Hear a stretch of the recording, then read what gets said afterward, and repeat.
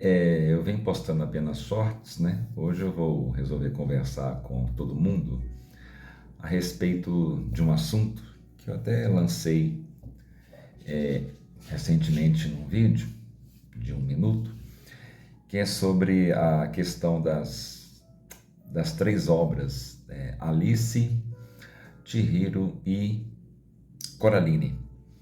Nessas três obras é interessante a gente observar que temos lá a metáfora do amadurecimento, né? Obviamente aqui, né, não estou questionando se tem só esta metáfora, se existe só essa leitura. Claro que não, né? Obviamente aí tem outras leituras, tem outras interpretações, tem outros estudos, mas também não podemos negar que existe esse, né? Que seria uma espécie de uma literatura de formação, né? Tratando aí da questão do amadurecimento psicológico, principalmente da menina para a moça. Essas três obras, né, bem específicas. De novo, Chihiro, né, Alice e Coraline. Pois bem, eu vou tratar aqui, né, de alguns pontos, algumas cenas que nós temos lá, bem assim, grifado, né, às vezes bem escancarado, as metáforas. Como, por exemplo, vamos começar pela cena inicial de Alice, né? Eu vou tentar aqui usar o máximo possível o Alice com a... O, quando a Alice está conversando com a irmã dela, a gente percebe que em determinado momento, todo mundo sabe disso, aparece o coelho, né? E a Alice vai correndo atrás dele, né? Quando ela entra na toca, né? E curiosamente, né, obviamente não é uma coincidência, Coraline também, quando ela abre a porta na casa dela, uma porta pequena, usando uma chave que a mãe deu para ela, nós também temos aí, né, uma espécie de, nesse caso aí, não tão descarado, né, nós temos uma toca, porque é uma entrada pequena e ela tem que se esgueirar para conseguir entrar, assim como a Alice também tem que se esgueirar para conseguir entrar. E olha só, né? Um animal específico, ou melhor, uma espécie de animal específico conduz, né, tanto Alice quanto Coraline. Nós temos em Alice aí um coelho, né, e em Coraline temos os ratos. O que eles têm em comum? Né? São roedores, né? Obviamente, a Coraline, né, ela é bem posterior, né, à publicação de Alice, né? Coraline seria do escritor Neil Gaiman, né, o criador de Sandman. Então, obviamente, fica aí meio claro que ele está fazendo uma referência direta a esta cena inicial de Alice. Mas não só, né, esta cena inicial, né? Há vários momentos que nós temos uma comunicação com Alice. A bem da verdade, Coraline é como se fosse uma releitura do século XX de Alice, né? No caso, do século XX, já para o final, né? Após a década de 70, após a geração beatnik, né? E todas as transformações que vêm, né, modernas, né? A pop art, né? Então nós temos aí esta Alice, né, relida, né, sobre toda essa perspectiva moderna, né, em forma de Coraline. Muito bem, voltando a esta cena, então nós temos ali, né, Coraline abaixando, atraída por um roedor, e Alice também, atraída por um roedor, né, entrando, curiosamente, né, o roedor, né, ele é um animal que em algumas culturas, né, ele tem essa simbologia de subterrâneo, né? Por exemplo, no zodíaco chinês, né? Claro que aqui eu estou fazendo uma leitura bem literária mesmo, porque eu pessoalmente, né, por questão da fé mesmo, né, católica, não estou aqui enaltecendo absolutamente nada, né, a respeito da, da cultura do zodíaco chinês. Estou apenas usando aqui como uma leitura mesmo literária. Muito bem. Retornando nestas culturas, assim como eu citei, né, do zodíaco chinês, o rato é esse animal aí, né, que anda nos meandros dos subterrâneos. E Alice, né, ela entra justamente numa toca que ela entra no mundo subterrâneo. Né? A Coraline já seria aí o subterrâneo dos porões das casas, os ratos que andam por trás, né, das paredes, aquelas paredes típicas norte-americanas, né, que tem uma espécie de vão de madeira, né, como a gente consegue ver alguns desenhos, né, como Tom e Jerry.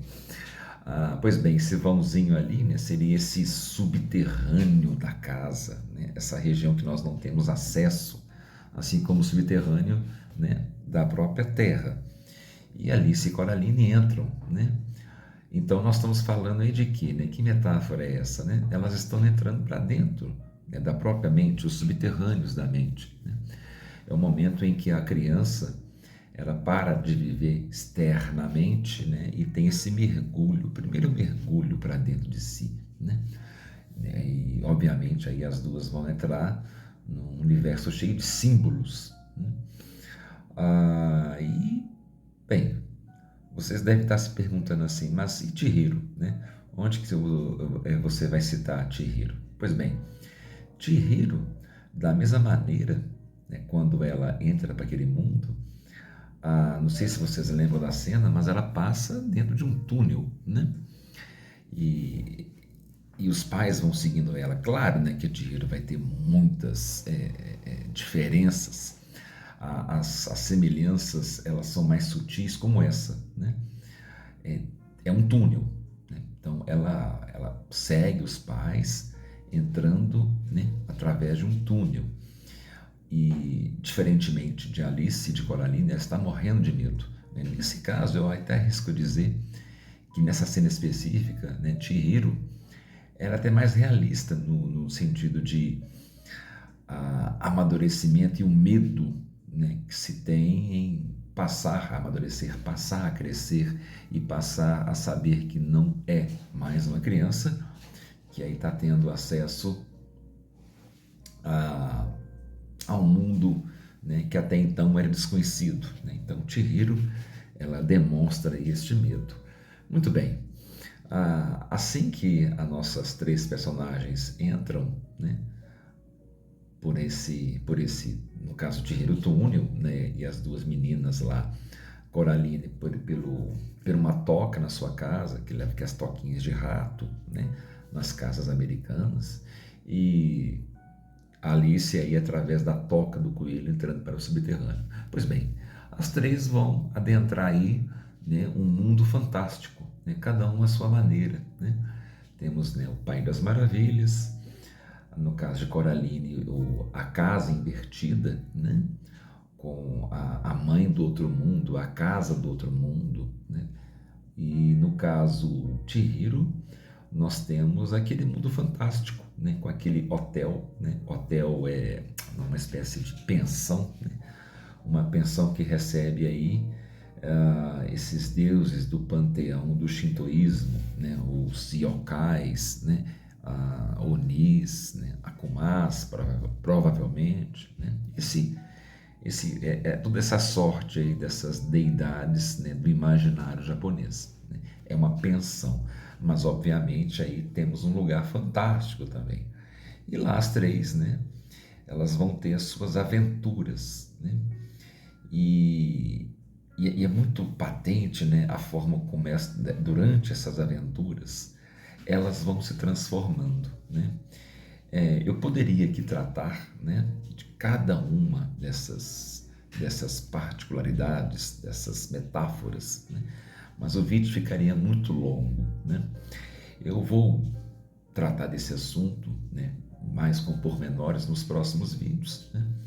Mas eu já posso antecipar. Vamos fazer assim, né? Eu vou contar já o final, né? E a gente vai voltando para o início de novo, que o final ele é muito curioso, que nós temos uma cena, né, em que Alice vira, depois que cresce, né, ela olha para as cartas de baralho, que são soldados, e fala uma frase muito interessante, né, e fala assim: mas vocês são só cartas de baralho, né? Quer dizer, até um momento antes, né, não eram só cartas de baralho, eram soldados, né, era um rei, uma rainha, em seu mundo maravilhoso. Daquele mesmo ponto da nossa vida, né, quando somos crianças, em que o sol tem rosto, né, em que as coisas inanimadas elas também têm vida, né, elas também são seres, né, que podem até se comunicar, né, com a gente, né, e a gente sabe, né, que eu não vou precisar aqui saber a idade correta, mas nos primeiros anos da vida do ser humano, ele realmente não sabe distinguir, né, o que é vivo e o que não é vivo. Eu tenho, por exemplo, um amigo que conta que uma vez o filho dele, de 3 anos, entrou em prantos porque o galho de árvore que ele estava brincando caiu, né, num lago, e ele estava perdendo um amigo. O pai teve que entrar lá no lago e resgatar um pedaço de galho para o menino, né? Então essas coisas inanimadas, né, elas não são inanimadas para as crianças, né? Seria esse país das maravilhas. Mas nesse momento aí nós temos esse despertar, né? Não, mas por que eu devo ter medo? São só cartas de baralho, né? E no caso de Coraline, quando Coraline, principalmente na animação, né? Na animação aquela com stop motion, ela consegue perceber que todo aquele mundo, na verdade, né, ele é cinzento, e é só uma teia de aranha, né? Então todo aquele mundo cheio de cores, cheio de flores, cheio de coisas gostosas para comer, com a mãe, com o pai, com aquela casa, com o jardim, quer dizer, aparentemente toda uma substância e uma essência, né? Na verdade, não passa, né, da coisa mais efêmera que tem às vezes no canto de nossas paredes, né? Que são as teias de aranha, né? Simbolizando aí essa coisa, né, frágil, né, que qualquer vento dissipa, né? E temos lá do lado de Chihiro, né, no momento em que ela é desafiada a encontrar os pais entre os porcos, e ela demonstra uma plena certeza de onde estão os pais dela, né? O rosto dela, né, o traço do Miyazaki Sensei, né, o criador de Chihiro, é impressionante como que ele capta esse momento de maturidade, né, que aparece em Alice. Vocês são apenas cartas de baralho, vocês não são aquele mundo imaginário que eu pensava.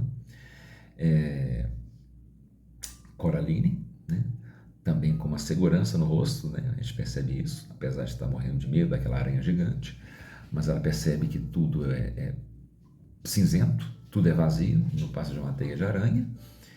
E no caso aqui Chihiro, né, tudo se engloba naquele semblante pleno, né, plácido, em que ela olha para os porcos, né, e fala: não, os meus pais não estão aqui entre os porcos, né? Sendo que foi perguntado a ela quais dos porcos eram os pais dela, e ela sabia que os pais dela não estavam ali entre os porcos, né?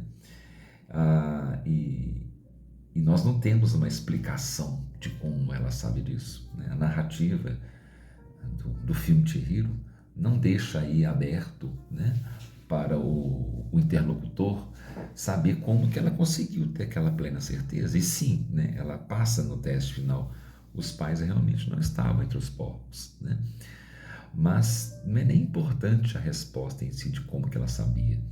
O que mais importa a gente é entender essa comunicação com essas duas obras anteriores e como que, como eu mencionei, né, o traço sereno dela demonstra aí esse momento em que ela, por fim, amadurece, né? E juntando aí as 3 obras, né, é como se ela dissesse: vocês são apenas cartas de baralho, meus pais não estão aqui. Tudo isso aqui não passa de uma teia de aranha frágil que pode se dissipar, né, no menor sopro de vento.